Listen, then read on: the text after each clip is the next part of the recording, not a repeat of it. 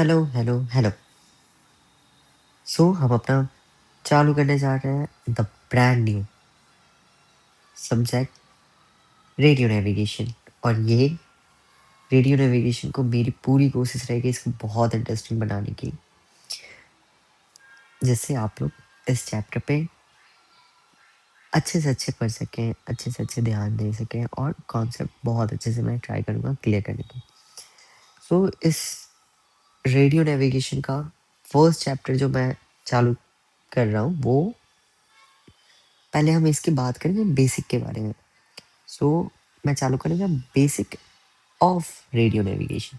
इसमें बेसिक हम देखेंगे, इसमें हम पढ़ेंगे कि रेडियो नेविगेशन एक्चुअली है क्या।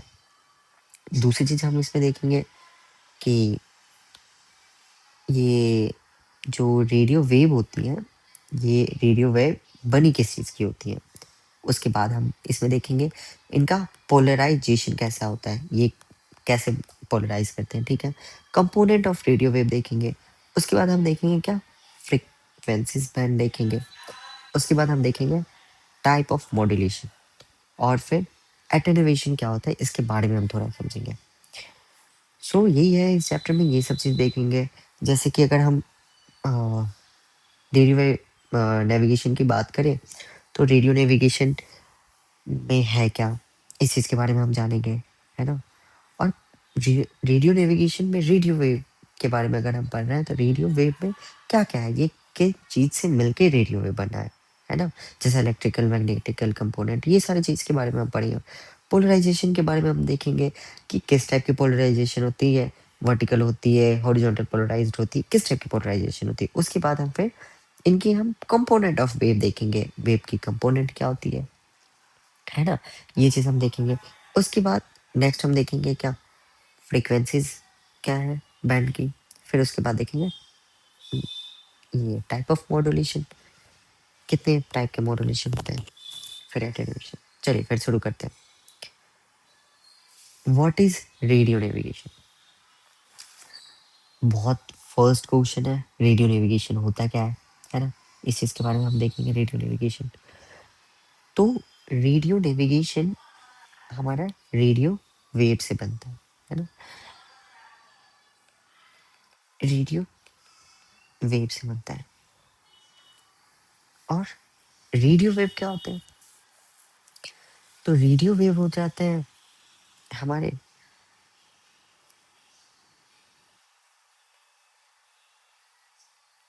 ईएम वेव होते हैं, है ना। और ये ईएम वेव्स क्या होते हैं, ईएम वेव्स होते हैं इलेक्ट्रिकल एंड मैग्नेटिकल कंपोनेंट होते हैं, है ना। कंपोनेंट आइए अच्छे से समझते हैं इसे कि इलेक्ट्रिकल मैग्नेटिकल कंपोनेंट में क्या क्या रहा हूँ। सबने देख रखा होगा, स्टैंडर्ड 8 में पढ़ रखा होगा कुछ इस टाइप के वेव के बारे में, है ना। कि वेव कुछ ऐसे दिखते हैं, एक ऐसे जाते हैं, ऐसे जाते हैं, ऐसे जाते हैं, ऐसे जाते हैं, है ना।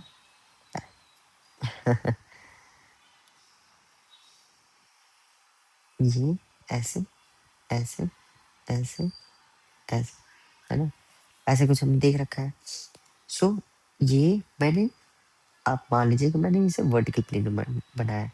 तो एक कुछ ऐसे जाते हैं, कुछ मतलब हॉरिजॉन्टल प्लेन में ऐसे मूव करते हैं wave,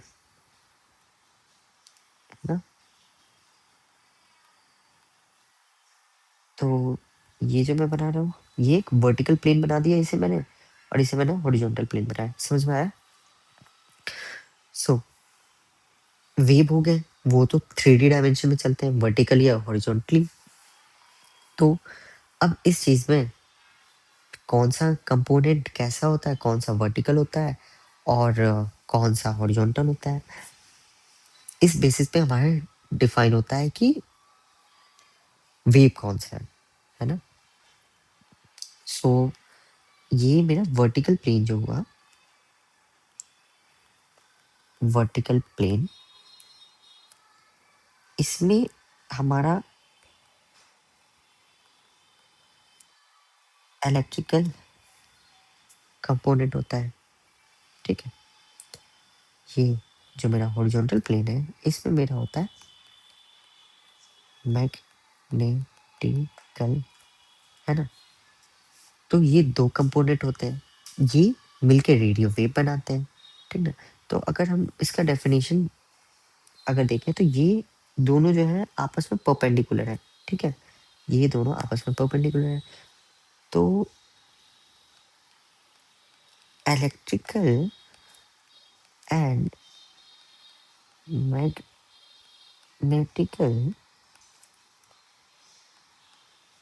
component are mutually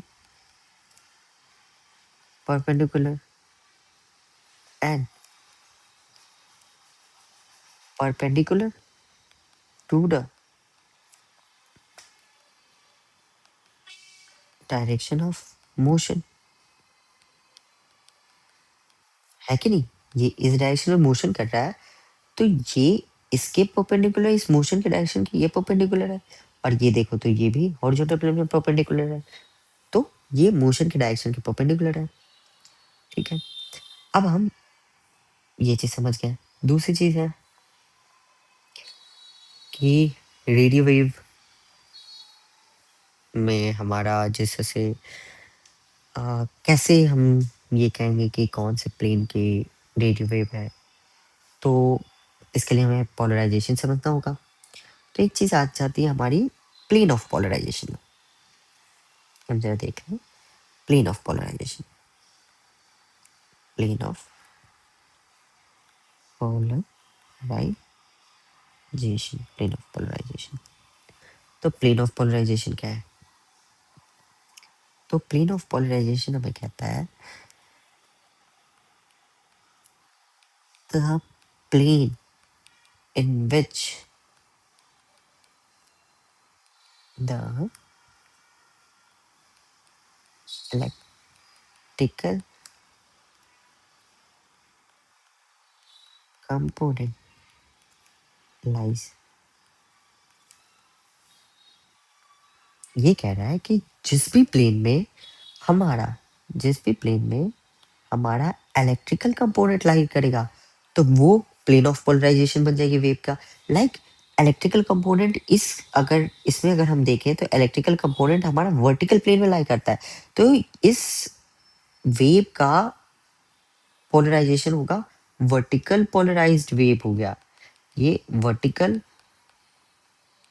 polarised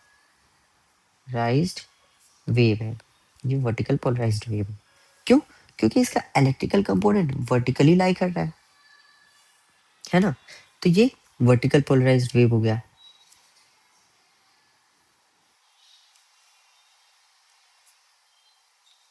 अगर हम ये देखें पोलराइजेशन, तो polarization is nothing a spreading of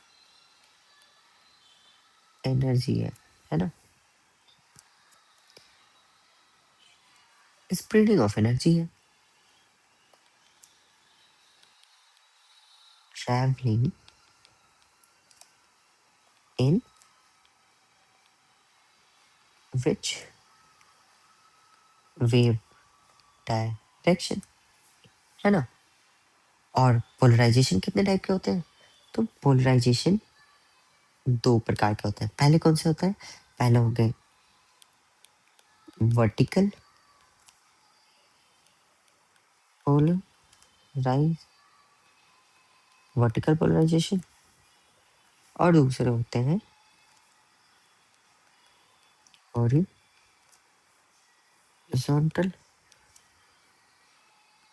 polarisation.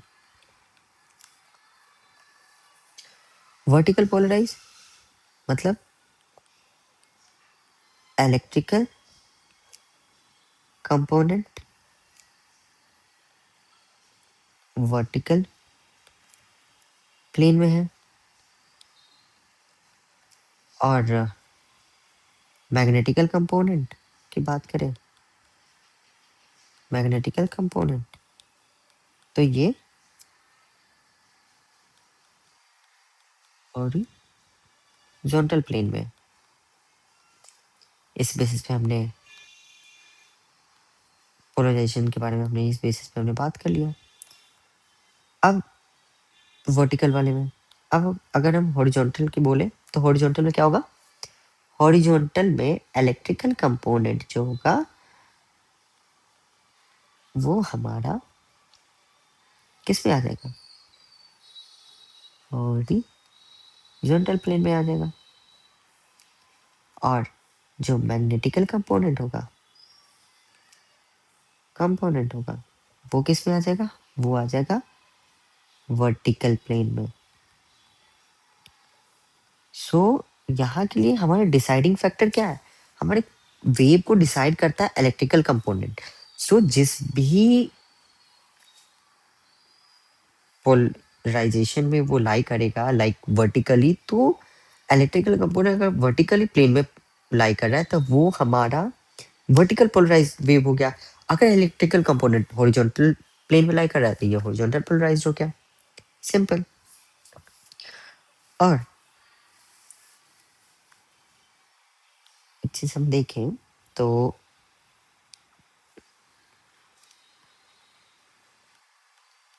Vertical transmitter जो होते हैं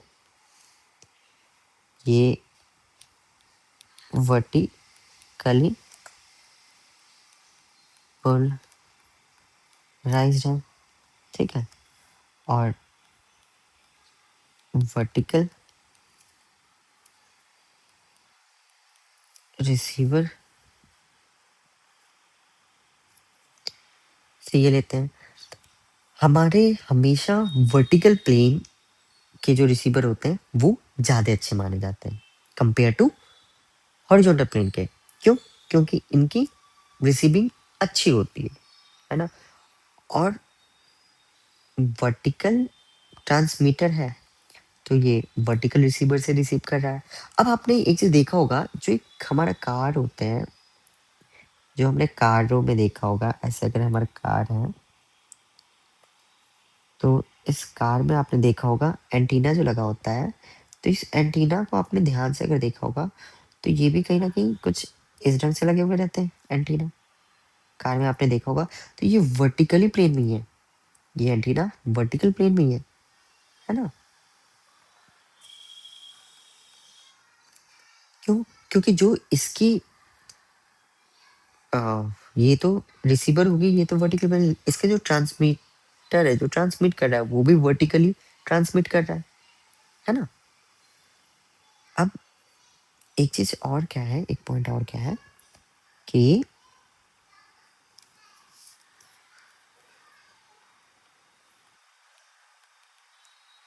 रेडियो वेव जो होते हैं वो फॉलो करते हैं ग्रेट सर्कल पाथ को, है ना। रेडियो वेव फॉलो करते हैं ग्रेट सर्कल पाथ को। एक चीज ये मैंने बता दिया कि वर्टिकली ट्रांसमीटर है तो वर्टिकल रिसीवर ही रिसीव करता है, ठीक ना। ये वर्टिकली पोलराइज हो गया। सेम उसी केस में अगर हॉरिजॉन्टल ट्रांसमीटर है तो ये हॉरिजॉन्टली पोलराइज्ड रेडियो वेव को रिसीव कौन करेगा, हॉरिजॉन्टल रिसीवर, ठीक है, इतना समझ में आ गया।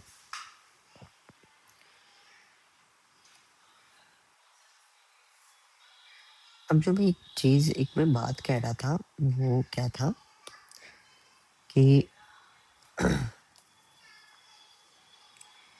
जो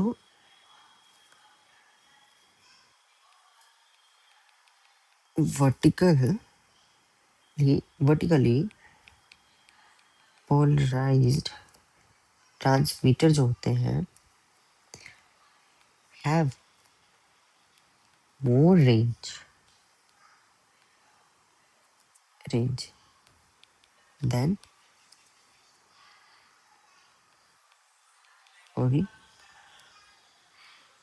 horizontally polarized one,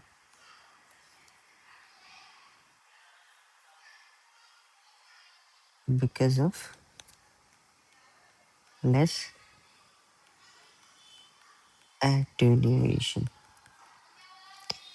ये attenuation हम समझेंगे, बाद में समझेंगे।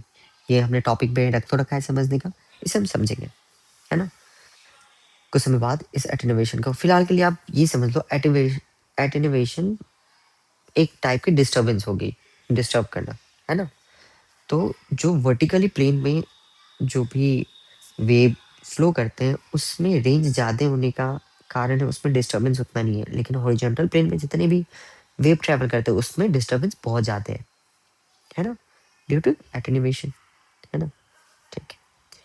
अब नेक्स्ट चीज़, नेक्स्ट हम समझेंगे पोलराइजेशन, हमने समझ लिया। अब हम देखेंगे कंपोनेंट ऑफ वेव, वेव की कंपोनेंट क्या है, ठीक है? अब हम देखते हैं कंपोनेंट ऑफ वेव।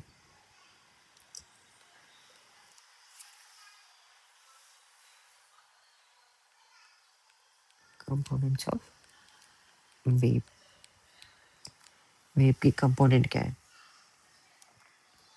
तो सिंपल सी चीज़ है, अगर एक यहाँ पे मैं वेव बनाऊं,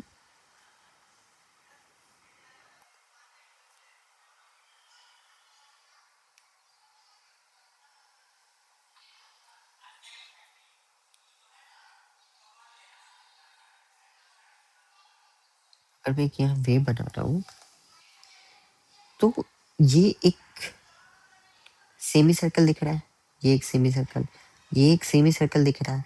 तो ये दो सेमी सर्कल, एक ये सेमी सर्कल, एक ये सेमी सर्कल, ये दोनों सेमी सर्कल मिल जाएंगे तो ये एक कंप्लीट सर्कल बना देंगे, है ना?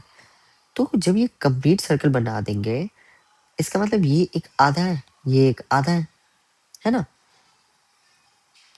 तो यहाँ से ये आधा, यहाँ से ये आधा, ये पूरा बन गया, पूरा बना देंगे तो ये बन जाएंगे वेव लेंथ। एक वेव की लेंथ आधा ये सेमी सर्कल, आधा ये सेमी सर्कल।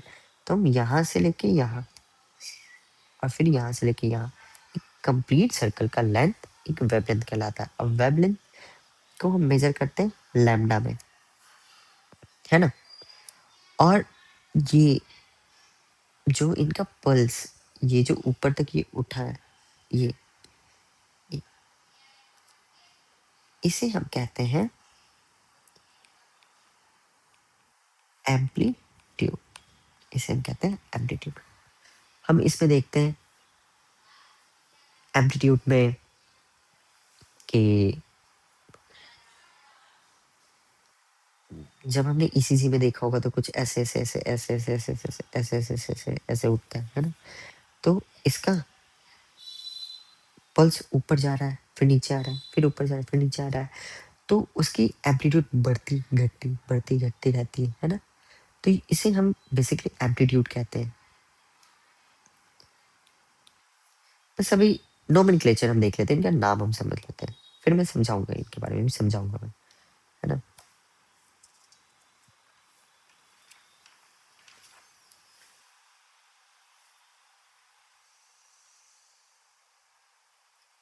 ठीक है। अब उसके बाद हमें एक चीज देखना है कि अगर हम इसमें कुछ ऐड कर देते हैं, ये मैंने बताया ना, इसमें कुछ ऐड, ये ऐसे ऐसे ऐसे चलते इसमें ऐड हो गया, तो ये एम्पलीट्यूड मॉड्यूलेशन कहला जाती है, एएम। ये फ्रीक्वेंसी हो गई, ये एक फ्रीक्वेंसी, एक ये फ्रीक्वेंसी, एक ये फ्रीक्वेंसी। अगर ये देखो ये बढ़ गया फ्रीक्वेंसी, तो इसमें अगर चेंजेस होता है तो ये फ्रीक्वेंसी मॉड्यूलेशन कहलाती है ना? ये फ्रीक्वेंसी होगी, ये फ्रीक्वेंसी होगी। ठीक है? तो इसमें अगर कुछ चेंजेस होती है वो फ्रीक्वेंसी मॉड्यूलेशन कहलाती है।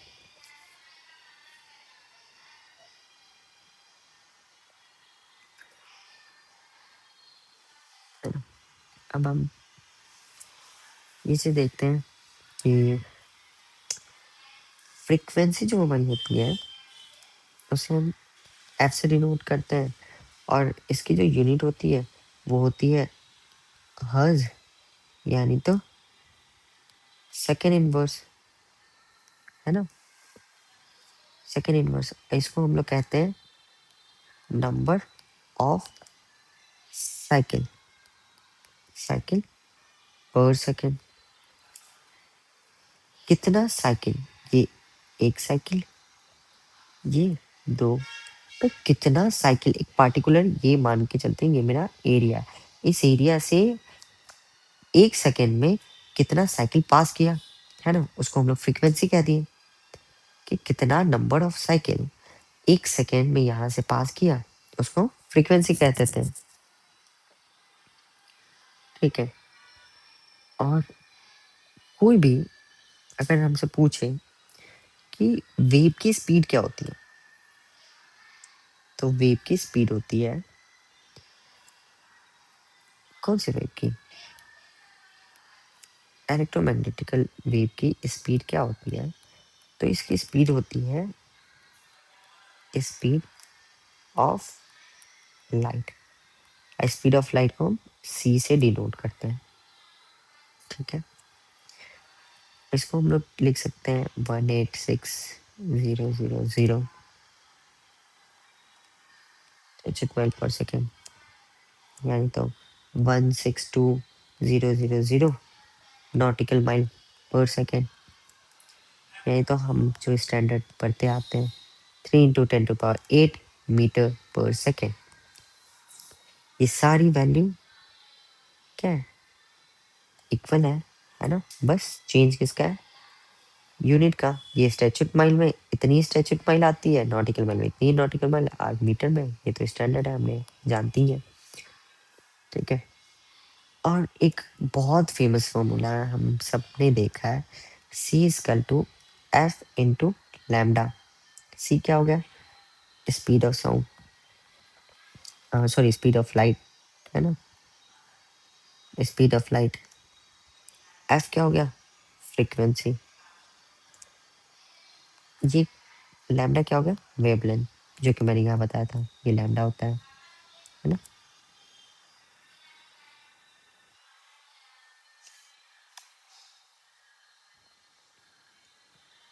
ठीक है? अब हमने ये चीज देख लिया। दूसरी चीज जो एक ये हम वेव देख रहे हैं, इसके ऊपर के एरिया को हम लोग कहते हैं, क्या कहते हैं? क्रेस्ट।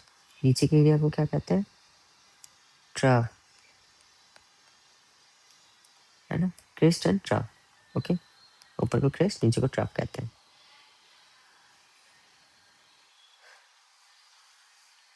ठीक है? और वेवलेंथ का अगर हम डेफिनेशन पूछे, तो वेवलेंथ का अगर डेफिनेशन लिखना है तो हम लिख सकते हैं वेवलेंथ का डिस्टेंस बिटवीन सक्सेसिव क्रेस्ट और ट्रफ। समझते भी हैं इसको, है ना? इस डेफिनेशन को समझते हैं, सक्सेसिव क्रेस्ट एंड ट्रफ। तो ये कंप्लीट एक हो गया क्रेस्ट, और कंप्लीट एक हो गया ट्रफ। तो सक्सेसिव क्रेस्ट और ट्रफ का जो डिस्टेंस होता है उसे हम वेवलेंथ कहते हैं, है ना? अब एक चीज आती है फेज। फेज, फेज क्या होती है? तो ये तो position of radio wave, radio wave in terms of angle at any particular time. Position of radio wave in terms of angle at any particular time. ठीक है, फेज में ही हम एक और फॉर्मूला देखते हैं फेज डिफरेंस का। ये सब हम जब आगे पढ़ेंगे तो ये सब फॉर्मूला हमें दिखेगा कहाँ यूज होता है ना। Phase difference is equal to reference wave minus variable wave.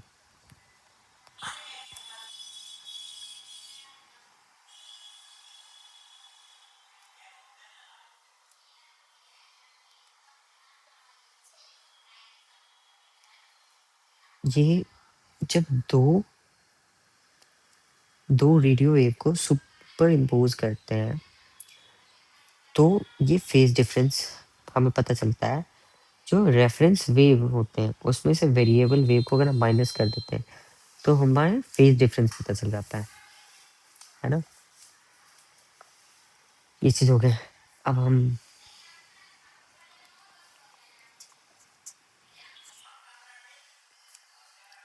Next जैसा कि हम इसके बाद हमें देखना है फ्रीक्वेंसीज बैंड क्या क्या होते हैं, है ना। फ्रीक्वेंसी बैंड क्या होते हैं। तो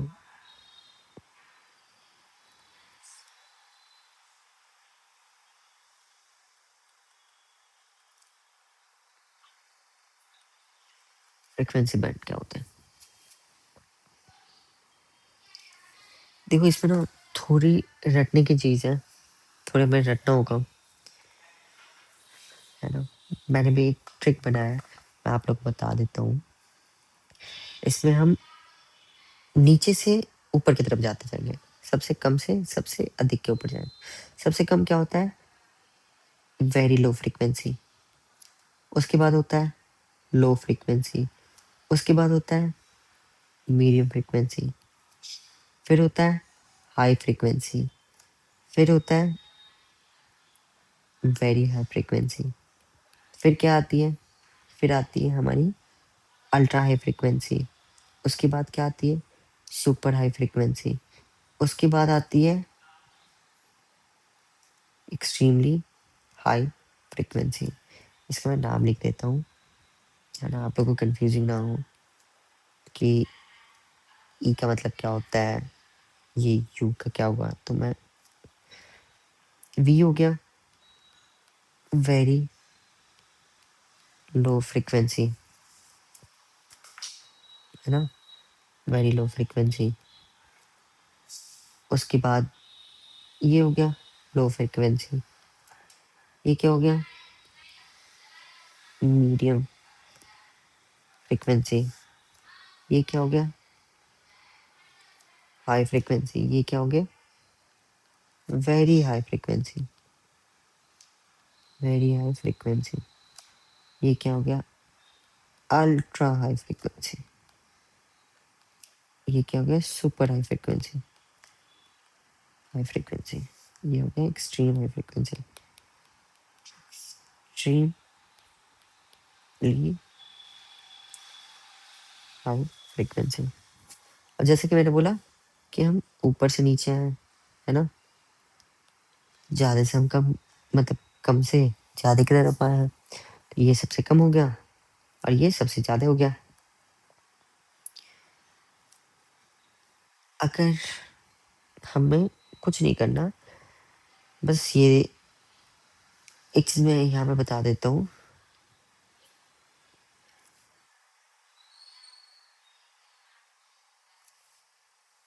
kilo hertz, mega hertz, giga हर्ज, है ना। तो ये चीज आपको थोड़ा पता होना चाहिए कि किलो हर्ज के बारे में, मेगा हर्ज और गीगा हर्ज। तो किलो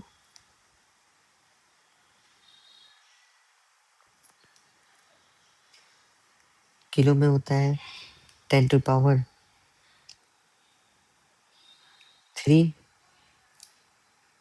उसके बाद होता है मेगा, है ना। मेगा में होता है मेगा में होता है 10⁻6। फिर होता है गीगा। गीगा हर्ज में होता है 10⁻9।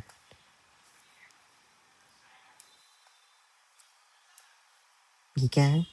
किलो हर्ज 10⁻3 हर्ज, मेगा हर्ज 10⁻6 हर्ज, गीगा हर्ज 10⁻9 हर्ज। ठीक है।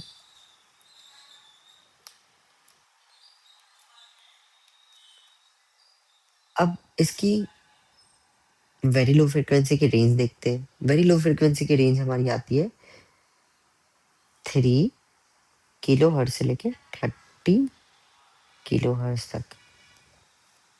उसके बाद लो फ्रिक्वेंसी की रेंज आती है 30 किलो हर्ज से लेके 300 किलो हर्ज तक। फिर मीडियम फ्रिक्वेंसी की आती है 300 किलो हर्ज से लेके 3000 किलो हर्ज तक। और 3000 किलो हर्ज हम इसे कहते हैं 3 मेगाहर्ज। ठीक है। अब हाई फ्रीक्वेंसी की रेंज आती है 3 मेगाहर्ज से लेके 30 मेगाहर्ज। देख लो बहुत इजी है ये।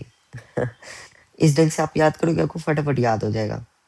उसके बाद सुपर हाई फ्रिक्वेंसी की 30 से 300 मेगाहर्ज।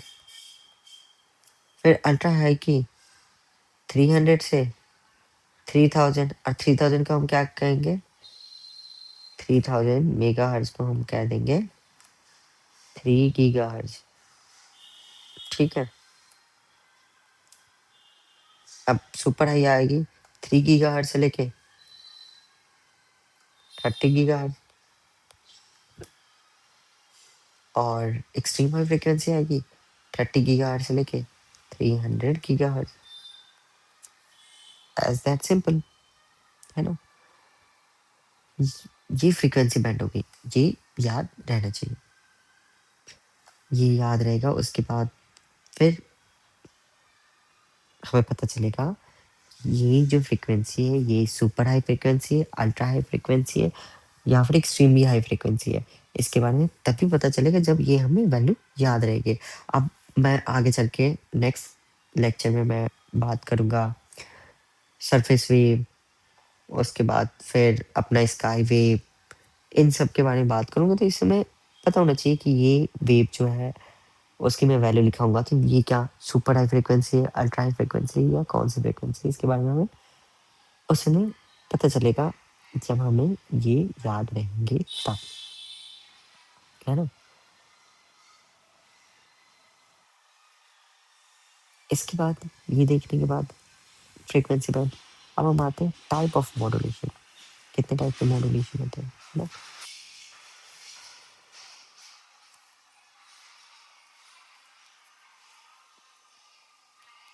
देखते हैं मॉड्यूलेशन क्या होता है। मॉड्यूलेशन क्या होता है? Modulation is nothing.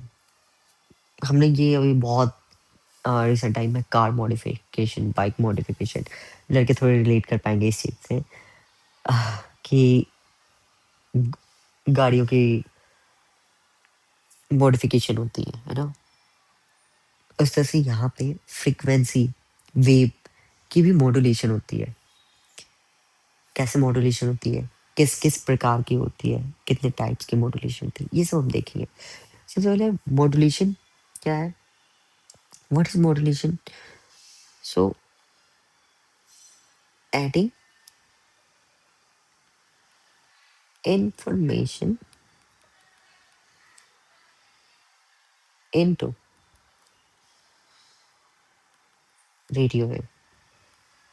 Radio wave में किसी चीज का ऐड होना उसको हम मॉड्यूलेशन कहते हैं। किसी इंफॉर्मेशन का ऐड होना, है ना। जिस चीज का से एटीसी कंट्रोलर कुछ कमांड दिया, कुछ बोला, तो वो किसी फ्रीक्वेंसी के थ्रू हमें आई। तो उस जो फ्रीक्वेंसी के थ्रू आई, उस फ्रीक्वेंसी में कुछ मॉड्यूलेशन हुआ, तो वो फ्रीक्वेंसी मॉड्यूलेशन कहलाई। देखते हैं, इस चीज़ के बारे में हम देखते हैं, टाइप ऑफ मॉड्यूलेशन, है ना। सो टाइप ऑफ मॉड्यूलेशन देखते हैं, कितने प्रकार के मॉड्यूलेशन होते हैं। फर्स्ट,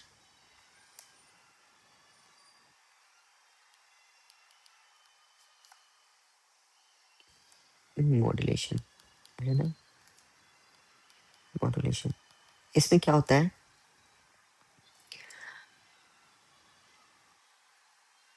हमने टेलीग्राफ पे देखा था, है ना, वो मोर्स कोड वाली चीजें, है ना, जैसे से dot and dash, dot dash की होती है। फिर हमने इससे देखा है टेलीग्राफ में, उसके बाद मोर्स कोड, है ना। मोर्स कोड थोड़ा मैं बताता हूँ है क्या। किसी भी इंफॉर्मेशन को हम जब भेजते हैं, तो वो मोर्स कोड पे भेजते हैं, बिप डैश ऐसे करके, डॉट एंड डैश में भेजते हैं। कोई इन्फॉर्मेशन है, dot dot dash dash dash dot, ऐसे करके हम इन्फॉर्मेशन भेजते हैं। तो इसको मोर्स कोड के फॉर्म में भेजें, तो ये किंग मॉड्यूलेशन में आ गई। दूसरी अब देखें,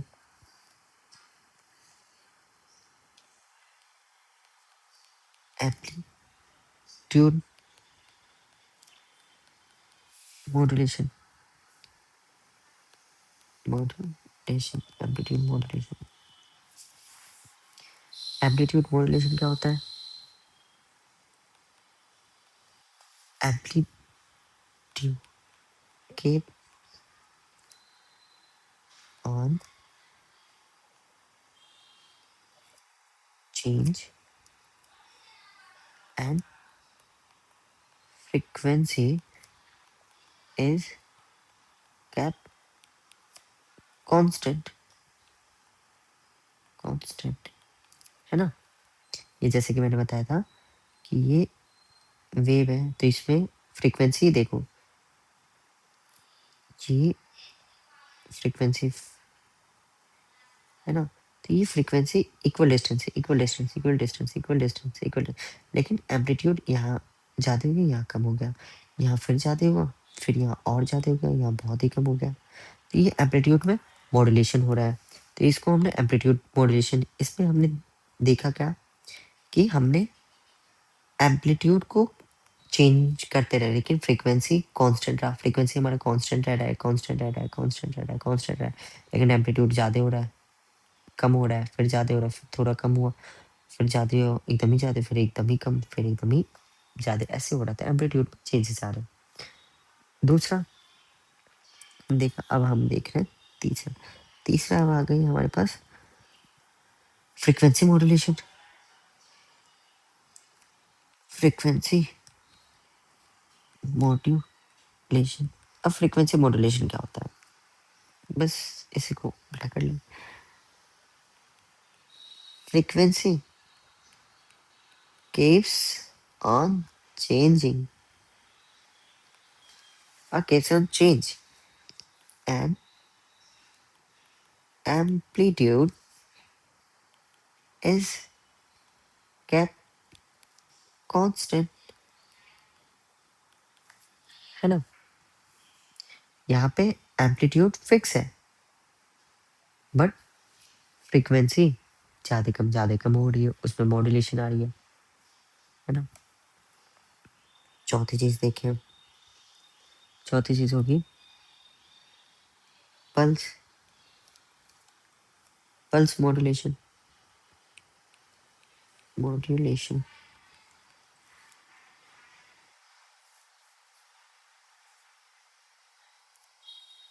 ये यूजिंग रडार, इसे अभी फिलहाल के लिए इतना बस, ये रडार जब हम चैप्टर पढ़ेंगे उस समय हम पल्स की बात करेंगे, उस समय देखेंगे, है ना। ये टाइप ऑफ मॉड्यूलेशन में पल्स मॉड्यूलेशन, ये ध्यान रखना कि पल्स में मॉड्यूलेशन होते हैं। फिर फेज मॉड्यूलेशन, मॉड्यूलेशन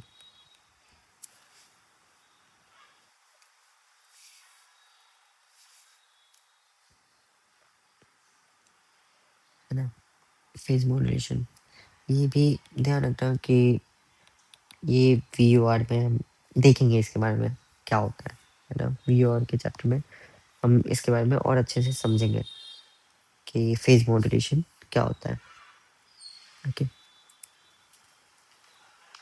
सो मॉड्यूलेशन में यही है, समझ गए ही होंगे मॉड्यूलेशन के बारे में, आई होप।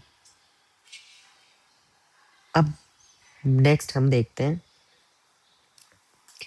किस चीज़ के बारे में, सो attenuation.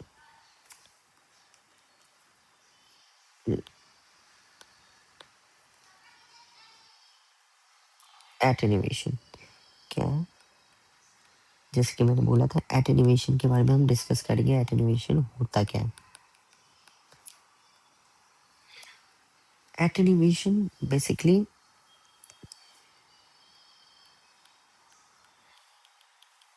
Reduction in signal strength with increase distance from the transmitter.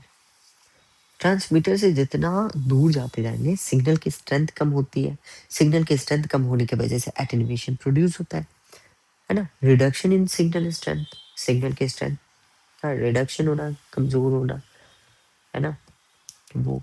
अब ये किस किस वजह से होती है ना, रिडक्शन किस किस वजह से होती है, तो इसका हम रीजन देख लें, रीजन क्या है,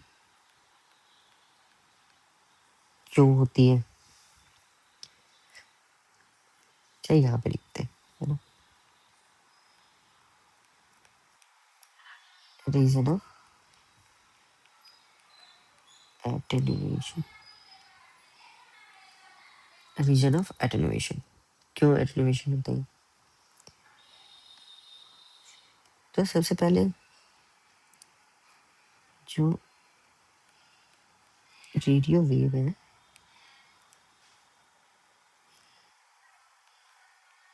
इंड्यूस इलेक्ट्रिक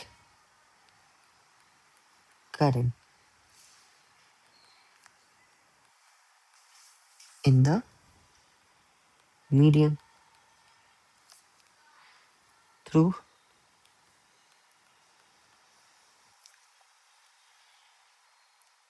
which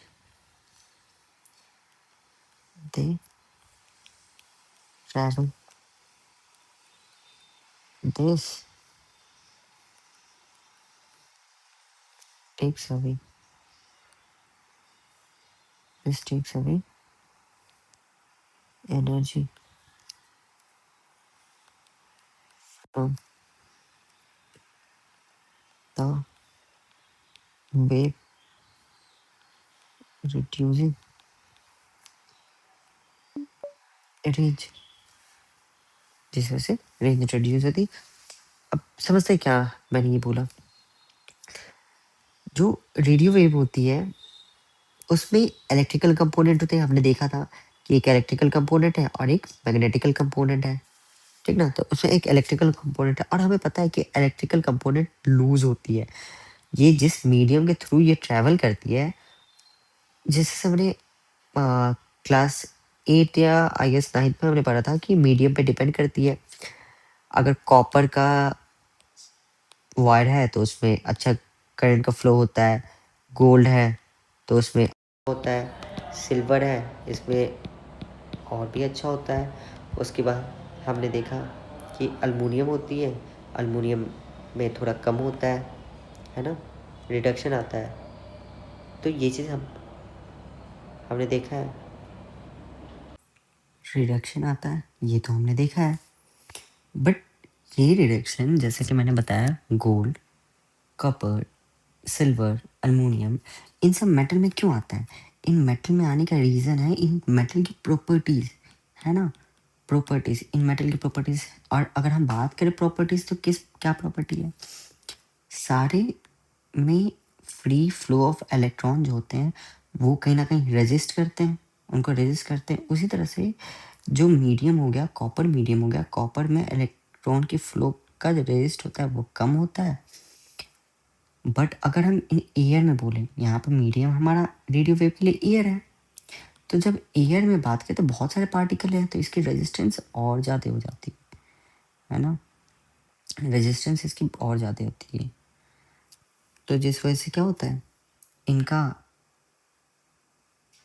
एनर्जी इस जो मीडियम में चलते हैं वहाँ से एनर्जी का लॉस हो जाता है। लॉस ऑफ एनर्जी की वजह से रिडक्शन हो जाता है रेंज में, वेव के जो रेंज होते हैं उसमें कमी आ जाती है।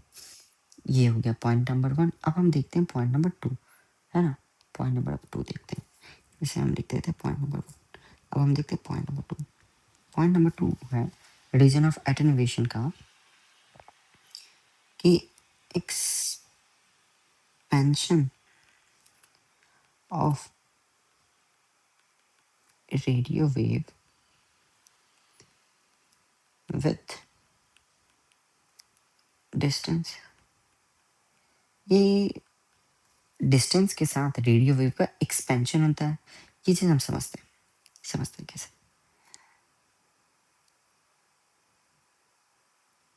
एक अगर देखा जाए तो ये 100 वॉट का बल्ब है फॉर एग्जाम्पल। ये तो 100 वॉट पावर है ना? 100 वॉट पावर, जब ये 100 वॉट पावर निकला, है ना? ये 100 वॉट पावर निकला, ठीक है? जब ये 100 वॉट पावर निकला तो ये पावर जैसे जैसे दूर जाते जा रहा है, इस पावर का एक्सपेंशन हो रहा है, इस तरीके से एक्सपेंशन हो रहा है, इस तरीके से। अगर हम देखें ये जैसे से इसका क्रॉस सेक्शन एरिया देखें तो यहाँ पे ज़्यादा क्रॉस सेक्शनल एरिया है, यहाँ पे थोड़ा कम क्रॉस सेक्शनल एरिया है। तो जो भी एयरक्राफ्ट इस क्रॉस सेक्शनल एरिया से फ्लाई करेंगे उनको रेंज ज़्यादा रिसीव होगी, है ना? ज़्यादा ऊपर और ज़्यादा नीचे तक रिसीव होगी। बट जो एयरक्राफ्ट यहाँ पे फ्लाई करेंगे इनको ज़्यादा ऊपर ज़्यादा नीचे पे रिसीव नहीं होगी, लूज हो सकते हैं, है ना, सिग्नल। बट इनको जो स्ट्रेंथ मिल रही होगी सिग्नल की वो ज़्यादा अच्छी मिल रही होगी और इनको कम मिल रही होगी। तो ये कह रहा है कि एक्सपेंशन जैसे रेडियो वेव का होता है विद डिस्टेंस, तो ये एटेन्यूएशन बढ़ जाती है। यहाँ पे स्ट्रेंथ कम हो गई, है ना?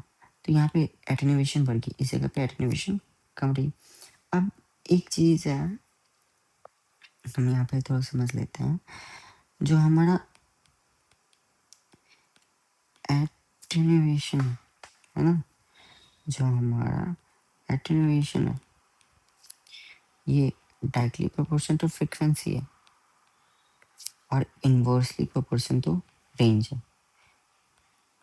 इसे गांठ बांध लेना, है ना? वैसे कुछ बहुत बड़ी चीज़ नहीं है, मैं एक बार समझा देता हूँ, इससे बहुत सारे कॉन्सेप्ट आपके क्लियर हो जाएंगे। जो एटेन्यूएशन है, एटेन्यूएशन अगर बढ़ रही है तो फ्रीक्वेंसी बढ़ रहा है, तो एटेन्यूएशन भी मेरा बढ़ते जा रहा है। लेकिन फ्रीक्वेंसी बढ़ाते जाएंगे तो रेंज कम होती जाएगी, रेंज मेरी घटती जाएगी।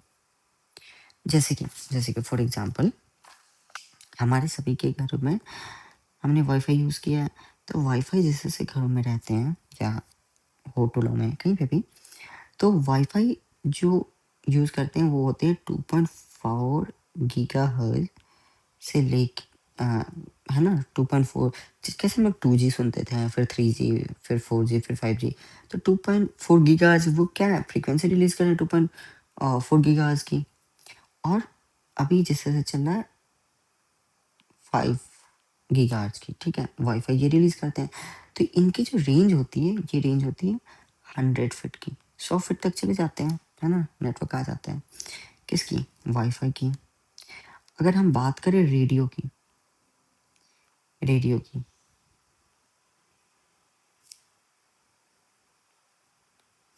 तो रेडियो काम करते हैं 93 कैसे 93.5 एफएम सुनते रहो। तो 93.5 मेगाहर्ट्ज़ ये गीगाहर्ट्ज़ से छोटा हो गया, है ना? तो ये छोटा हो गया इनकी फ्रीक्वेंसी, तो देखो इनका रेंज बढ़ गया, 300 किलोमीटर तक इनकी रेंज आ रही है। ये कहाँ? ये फीट में आ रहा था, ये किलोमीटर में आ गया।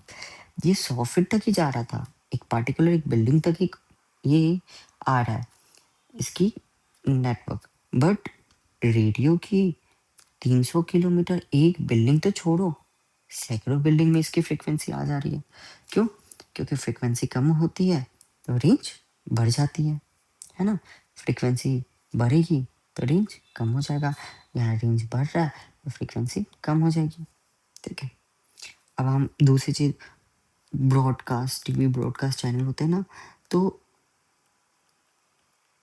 ब्रॉडकास्ट चैनल में भी आप देखोगे, इनकी अगर आप फ्रीक्वेंसी देखोगे तो ये 666 किलो हर्ट्ज़ ऐसे करके ये यूज़ करते हैं।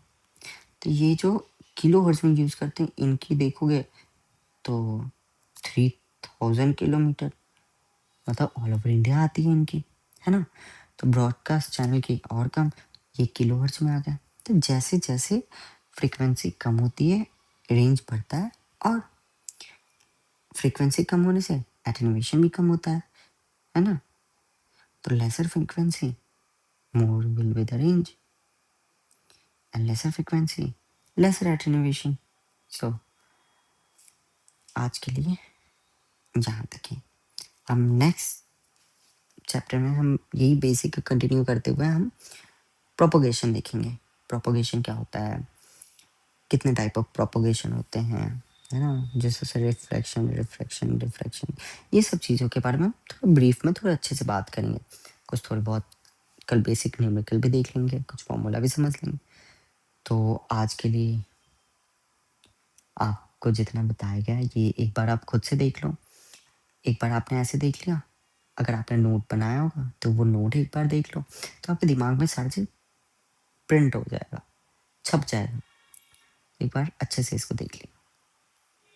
हालाँकि आपको कहीं भी डाउट हो, कुछ भी हो, please let me know. Okay, so thank you everyone, bye bye.